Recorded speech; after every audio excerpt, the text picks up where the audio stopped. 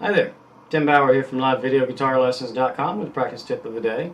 This one is for the beginning player, and today I want to talk about the relationship of your strings, the distance and pitch between your strings. This will help you if you want to, like if you're reading sheet music and you want to play the F note that's at the top of the top line of the treble step, the treble clef staff. You want to know how to figure out whether you should play it here, or here, or here, or here. You have lots of choices on guitar. If I had more frets over here, we could do more. So I want to show you how to figure out what that is real quick. And this will also help you when you're counting on your guitar. Okay, so basically your strings are all 5 frets apart, except for your second and third strings, which are 4 frets apart. So when you're counting, and this is more important when you're counting backward, but we're going to do it forward first. So we know this first string is E. I'm probably a little out of tune because I just got in from playing a show and my guitar's been banging around in the van, and I probably haven't tuned it yet. So it's probably close though.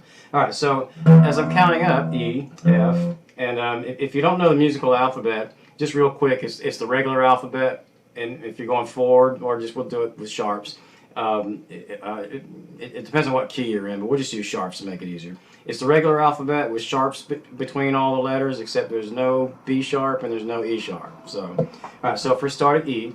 The next one is F, then F sharp, and then G, and then G sharp. And when we get to the 5th fret here, that one is A. The whole thing starts over again. That A is the same as my open A string down here.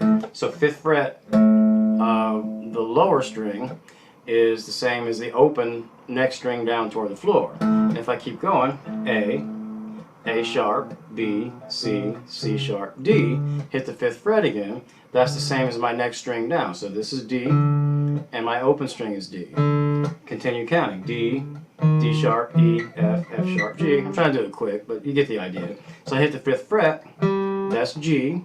My open 3rd string is G. And on the 3rd string, that's where it's a little different. So we're going to go, we start on G, G sharp, A sharp, B. And you notice we only hit the 4th fret here. So my 4th fret on the 3rd string is the same as my open 2nd string. That's the only one that's not in the 5th fret when you're in standard guitar tune. So just remember that one. Remember everything's in the 5th fret except for that 3rd string. So 4th fret of the 3rd string is B. My open 2nd string is B. And then I count up from on the B string, so B, C, C sharp, D, D sharp, E, and that's the same as my open 1st string. And people usually do that pretty well in the very beginning, counting forward, where I see people get a little confused counting down.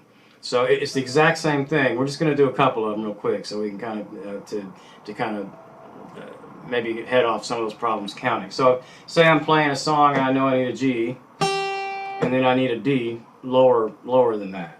So a lot of times people have to kind of start from scratch because they're not used to counting backward. We just have to count backward. So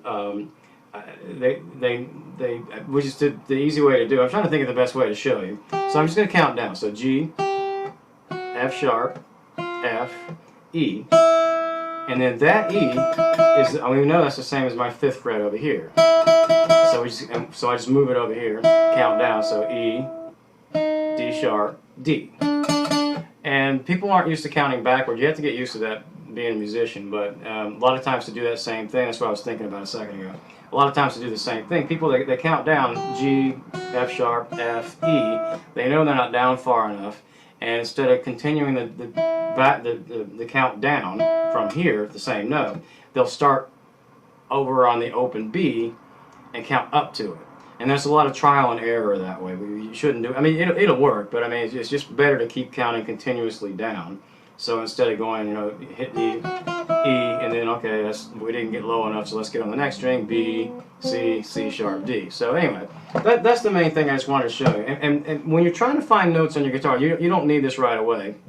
And this is a very beginner lesson, but in a few months you're going to have to be able to find notes farther up on the neck of your guitar.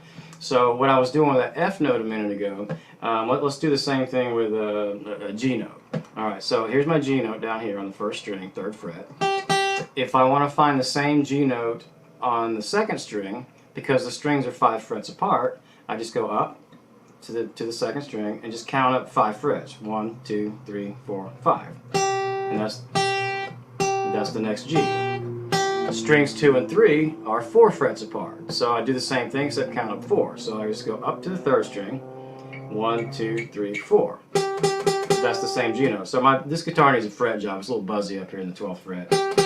Not usually playing this one in the 12th fret. So I have it here, or I go up 1, 2, 3, 4, 5 here, up 1, 2, 3, 4.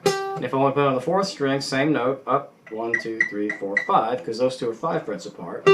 Anyway, you get the idea. It makes, you can do it, well, the fastest way to do it. I mean, you can do it at this angle.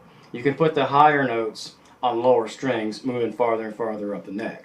Like on piano, for instance, if you had to play this G note, there's one place to play it. That's the only place you can play it. So you don't have any choice. If you need that note, you need that note on the piano keyboard. On guitar, like say I'm playing over here, and I don't know, I'm just playing.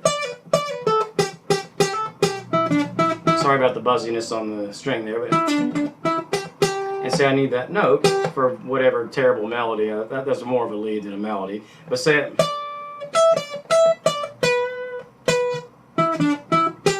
so I mean, I wouldn't want to have to jump down here. I forgot what I just did.